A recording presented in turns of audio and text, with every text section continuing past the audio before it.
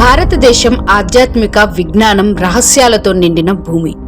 వేల సంవత్సరాల క్రితం వ్రాయబడిన వేదాలు, పురాణాలు, ఇతిహాసాల్లో ఉన్న వివరణలు చాలా మందికి ఏలియన్స్ ఉనికి గురించిన సంకేతాల్లా అనిపిస్తాయి. ఈ కథల్లోని దివ్యయానాలు, ఆకాశ దేవతలు, అగ్నిబాణాలు వంటి పదాలు నేటి కాలంలో యుఎఫ్ఓస్ లేదా ఏలియన్ టెక్నాలజీలా అనిపిస్తాయి.